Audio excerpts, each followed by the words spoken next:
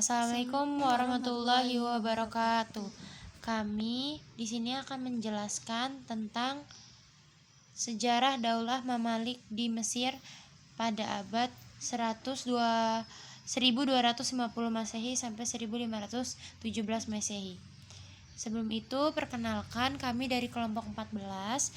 Saya sendiri Pradita Tegiva Gesti dengan NPM 2251040319 dan teman saya Anissa Maharani dengan NPM 2251040026. Di sini kami akan menjelaskan tentang pembentukan pemerintahan.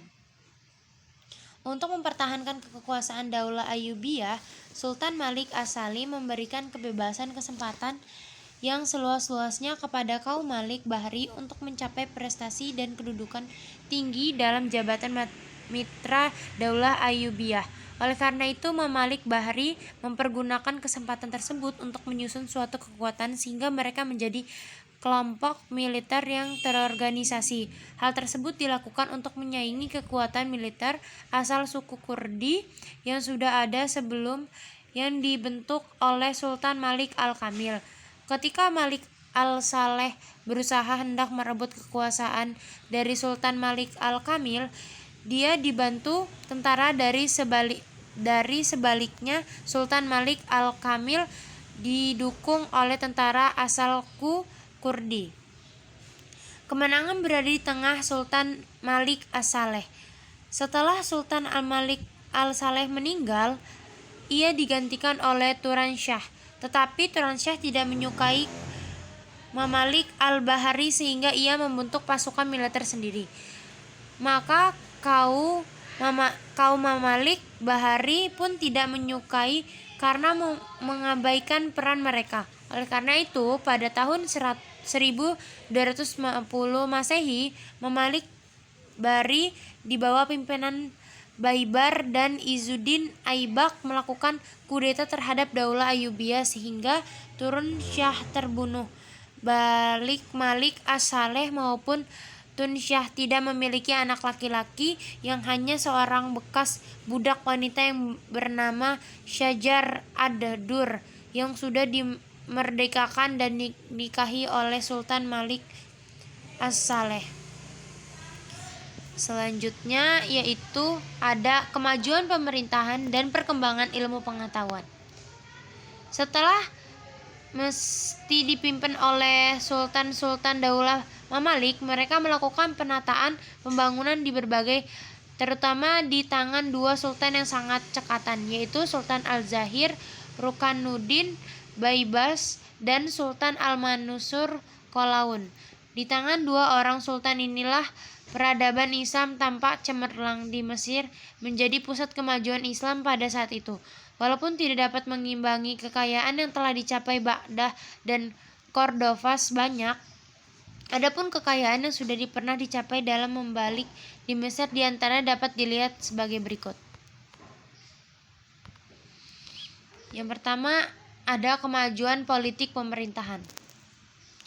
Di saat Sultan Az-Zahir Rukunuddin Baibars berkuasa di Mesir, ia bercita-cita ingin mengikuti langkah-langkah yang telah pernah ditempuh oleh sultan-sultan sebelumnya, seperti yang telah dilakukan Salahuddin Al-Ayyubi dalam melawan dan mendesak kaum Salib terdahulu. Sejak mencatat betapa dahsyatnya pertempuran yang terjadi di perbatasan Suriah pada tahun 1260 Masehi yang lebih terkenal dengan pertempuran Ainul Jalut, tentara Mesir yang dikomando oleh Atebek Quthud dengan panglima perang Sultan Ruknuddin Baibar dapat menghancurkan tentara perang Tarta Mongol yang dipimpin oleh panglima perang Kits yang beragama Kristen Lestarian.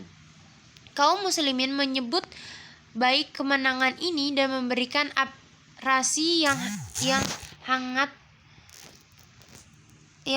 kepada antara Malik. Bahkan orang-orang Sunni di Maskut menyambut kemenangan dengan menyerang orang-orang Kristen, Yahudi, dan Syariah selama ini dicurigai bekerja sama dengan tentara Mongol. Faktor kemenangan Baibars dan usaha mempertahankan Mesir serangan Munggul adalah strategi yang menyerang keluar Mesir yang tidak bertahan, sebab pertahanan yang paling kuat terhadap musuh adalah menyerang seperti yang telah dilakukan As-Sahuddin al-Ayyub. Selanjutnya yaitu walaupun jabatan khalifah yang berada dalam lingkungan Daulah Malik ini hanya lambat bagi dunia Islam yang tidak mempunyai wewenang, akan tetapi setiap pengusaha dalam dunia Islam merasa memperoleh kehormatan apabila mendapat restu dari khalifah yang berkedudukan di Mesir ini. Tentara Timor Leste dapat dipukul mundur oleh pasukan tentara Sultan Malik Az-Zainal, sehingga untuk ketiga kalinya Mesir dapat dipertahankan dari serangan musuh yang hendak menghancurkannya. Selanjutnya ada kemajuan ekonomi. Menurut Baybars, kestabilan politik itu mempunyai pengaruh kepada keadaan ekonomi sebaliknya. Keadaan ekonomi yang stabil mempengaruhi stabil politik. Oleh karena itu, ia menstabilkan ekonomi Daulah Malik dengan menjalin hubungan perdagangan dengan Italia dan Prancis. Hubungan perekonomian yang baik akan membuat neraca keuangan neraca maju dan stabil. Negara pun akan aman dari permainan ekonomi luar, dan yang pasti jika mantap ekonomi stabil negara aman. Dengan mantapnya ekonomi, perhatian ke arah perkembangan ilmu pengetahuan semakin mendapat perhatian yang serius. Kota Kairo menjadi penting dan strategi sebagai jalur perdagangan Asia Barat dan Laut Tengah dengan pihak Barat, dan terlebih penting lagi setelah jatuhnya kota Baghdad. Baybars dan beberapa sultan kesudahannya memberi kebebasan kepada para petani untuk memasarkan hasil pertaniannya mereka secara berlangsung tanpa dimonopoli pemerintah. Hal ini mendorong para petani untuk meningkatkan hasil panen mereka pada giliran dapat bagi meningkatkan pertumbuhan ekonomi Mesir. Selanjutnya akan disampaikan oleh teman saya, Yaitu 3. Perkembangan ilmu pengetahuan. Pada saat Daulah Mamalik berkuasa di Mesir, Sultan Babras menjadikan kota Mesir sebagai arena kegiatan para ilmuwan dalam berbagai disiplin ilmu pengetahuan, sehingga berkembanglah ilmu pengetahuan di Mesir. Dalam bidang sejarah muncul Ibn Khaldun yang terkenal sampai sekarang, yang telah menulis sejumlah kitab berjudul Mukadimahnya, judul Abu Al-Fida dan Al-Makrisi. Dalam bidang Al-Famarsi dikenal seorang ahli yang bernama Al-Luqmah dan Attar dengan bukunya yang berjudul Minhaj al-Duha wa Dusa al-Ayan. Dalam bidang matematika dikenal dengan nama Abu Al-Fari al-Tabari. Dalam bidang agama pada saat itu lama bangga kehilangan semangat akibat kehancuran Baghdad. Pintu beristihad seolah-olah tertutup. Titik lainnya, mereka banyak yang mengurusi ilmu tasawuf dan tarikat. Pola pikir seperti inilah yang enggak diperbarui oleh Imam Ibn Taimiyah. Ibn Taimiyah tidak sendiri, dia ditemani oleh kawan-kawannya seperti ulama Jalaluddin al-Suyuti. Dia adalah seorang ulama yang produktif menulis, baik di bidang tafsir maupun secara di bidang tafsir. Dia menulis buku berjudul Al-Iqtakin fi Umqi Quran.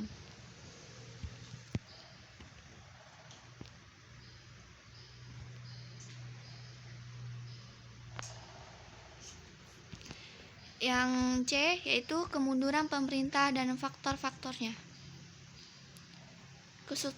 Kesultanan Mamalik mulai memasuki masa kemunduran terlihat setelah jabatan pemerintahan beralih di tangan Mamalik Bahri ke tangan Mamalik Puji pada tahun 1382 Masehi, karena kaum Malik Puji tidak mempunyai ilmu pengetahuan tentang cara mengatur dan mengolah pemerintahan, maupun mereka hanya di bidang militer. Hal tersebut dapat dimengerti karena mereka pun datang ke Mesir adalah budak-budak yang didatangkan dari sirkus Turki oleh Sultan Kolamun, karena ia curiga terhadap beberapa tokoh militer dari Mamalik Bahri yang dianggap dapat mengacap kelangsungan kekuasaannya. Maka pada gilirannya mereka diberi amanat untuk memegang tumpukan pemerintahan. Tidak ada kemampuan mereka untuk itu.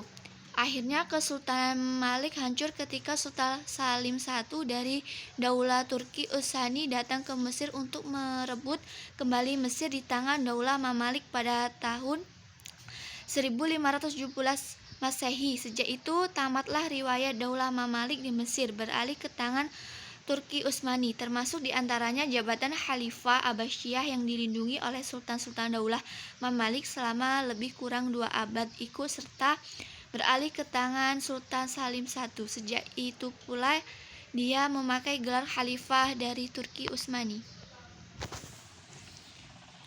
Terima kasih. Sekian dari kami. Kurang lebihnya mohon maaf, kepada Allah kami mohon ampun. Wassalamualaikum warahmatullahi wabarakatuh.